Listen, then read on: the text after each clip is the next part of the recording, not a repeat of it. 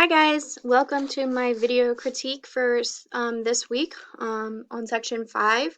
Um, we watched two videos.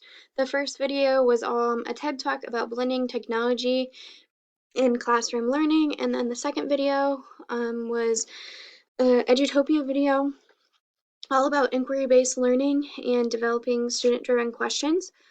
So first I'm going to talk about the first video, and it really was talking about how quality education matters and it shouldn't matter where you live or what your zip code is. All students should be able to have that quality education.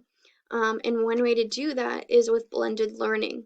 And that combines kind of our face-to-face teacher-student learning as well as with technology.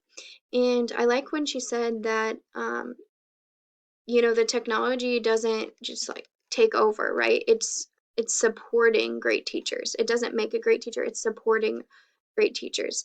So that maybe, you can be teaching in a small group and another group of kids can be working on the computers on, a concept that you worked on yesterday or you're going to be teaching tomorrow, that sort of thing. And then she kind of talked about three different things that were important to this. The first was the economic tsunami, where schools are being forced to do more with less. And there's a lot of larger class sizes. She talked about Wendy Funk and how she went from class size from 18 to 28. And so what she incorporated was kind of this adaptive program and this blended learning situation where she had her students work 100 minutes a week on adaptive program, and then she was also live teaching as well, and it worked for her. It talked about how in 6 months they had a whole year of learning, and then going more kind of into the intelligent adaptive learning. They get to know students through learning, and so they're kind of self-paced. They're adapt to teach students. So, she gave the math example with the number 48, and they had to kind of represent that. And one student did 4 10s and 8 1s, and another student did 48 1s. So the program could already tell that, the first student was a little bit more advanced, and they could pace that a little bit differently, whereas the first student kind of needed to go back and, they need to count by twos, fives, tens, that sort of things. And they could pace that as well. So it's really kind of, they get what they need when they need it, sort of an approach. Um, and, with that technology, we need to help students learn how to learn, right? Technology is ever changing. It's a different world now. It's very technologically driven. And so I think having this blended classroom or blended learning is a good approach. Then in the second video, it's all about curiosity, right? Students should always have questions, and that's what we want to try to teach them. And we're trying to ignite passion and relevance, and kind of relate to our students and let them know that, it's not just about finishing assignments, right? It's about doing something they're truly interested in and watching them thrive while doing it.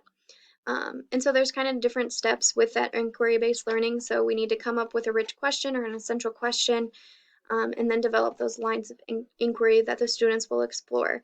And within those lines of inquiry, they're kind of created by the teacher, but with input from the students.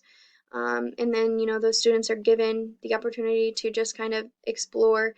Students can kind of pick what they want to do, and then they can create that evidence to talk about. And they gave a great example with the Billionaire Project and how the question was, why do some people have more money than others? And so, they had to come up with some character traits of some billionaires and kind of talk about why they make money and that sort of thing. But it really opened up their learning. It was really student driven.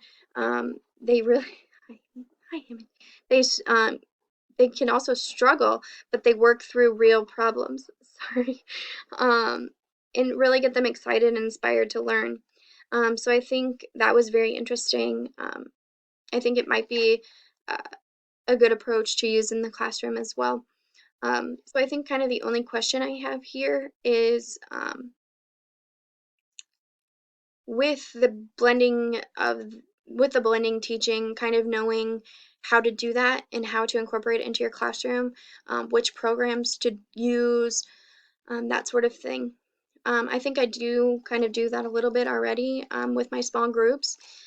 I like to have one group that I'm teaching, one group on the computer, working on that math skill of the day, and then one group kind of doing a hands-on math problem.